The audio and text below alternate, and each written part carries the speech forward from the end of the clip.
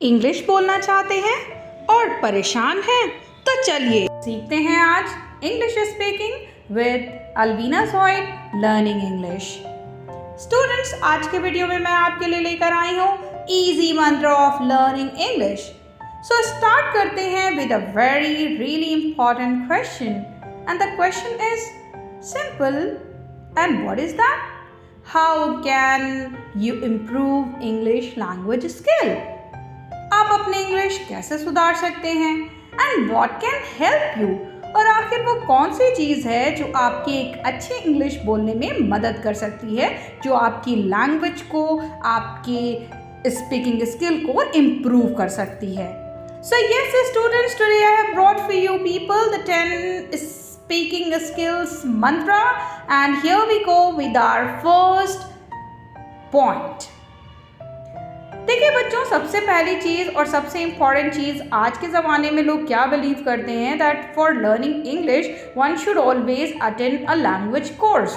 Means अगर आपकी grammar अच्छी है, अगर आपकी अपनी बोलने पर होल्ड अच्छा है, then you will easily be able to speak in English in a better way with proper grammar. लेकिन केवल यही नहीं है जो कि आपकी इंग्लिश को इम्प्रूव कर सकता है, उसके लिए आपको और भी बहुत सारी चीज़ों को ध्यान में रखना है। So here we go with that point number 2 which is associated with point number 1 and that is called very simply that we can improve our English not only by joining courses but also by watching movies, TV series, serials, English subtitles but without translation। Means आप अपनी English को improve कर सकते हैं by learning the American accents by watching the movies of some good actor and actresses that will help you in learning your English as well as in improving your English in a better way। Let's move to our point number 3 which is also very important and it can easily be done, जिसको बोलते हैं read a favorite book with translation into English। Means अगर आप किसी भी book को पढ़ना चाहते हैं तो इस बार उस बुक का हिंदी वर्जन ना पढ़ते हुए आप उसका इंग्लिश वर्जन पढ़ना शुरू करें, because once when you will start reading that book in English you will be able to understand the meaning of the words that were creating trouble to you. अगर मैं सीधे शब्दों में बोलूँ तो जो शब्द आप हिंदी में पढ़ रहे थे आपको उनका बेटर इंग्लिश वर्जन आपको अपनी ही फेवरेट बुक में मिलेगा। इससे आपका इंटरेस्ट बढ़ेगा और आप उस चीज़ को बहुत ही अच्छे तरीके से समझ भी पाएंगे। Next point is quite similar to the previous one. ये भी कुछ पिछले वाले हमारे टॉपिक से सेम है, दैट वाज फेवरेट बुक। इस पॉइंट में कहा जा रहा है कि read English language comics, magazine, entertainment guides, मतलब कुछ ऐसी बुक्स का इंटरेस्ट आप अपने अंदर क्रिएट करें, मैगजीन्स का क्रिएट करें, बुक्स का क्रिएट करें, जिसको पढ़ने पर आपको नॉलेज बढ़े, आपकी वोकैबुलरी अच्छी हो।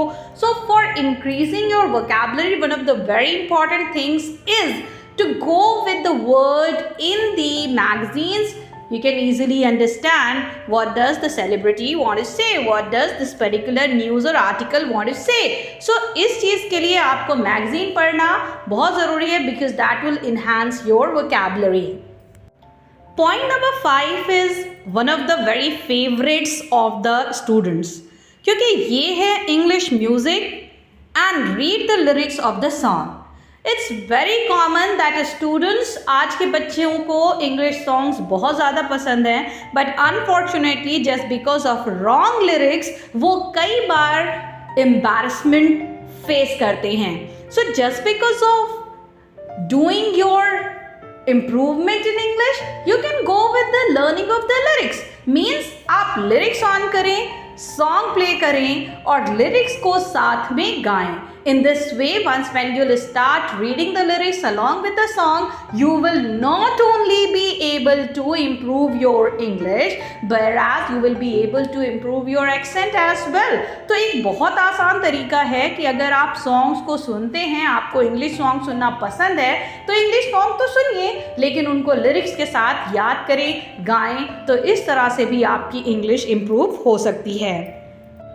Next important point is start your own English language blog.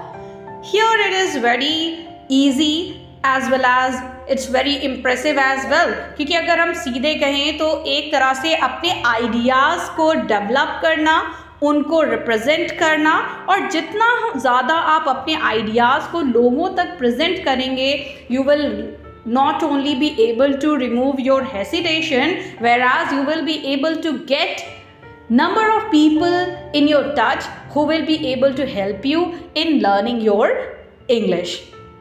Next one is take holidays abroad. अगर जब भी टाइम मिले तो कभी कभी, वैसे तो it's not possible for everyone, but जब भी आप कहीं हॉलीडेज पर जाएं तो कोशिश करें कि once when you will start communicating with someone, try to communicate with the person in English. Once when you will start communicating with that particular person और the person when you meet, you will be able to impress, not only impress, you will be able to get maximum number of people in your touch at the same time. Moving further, we have another important point which is called switch operating system and software into English.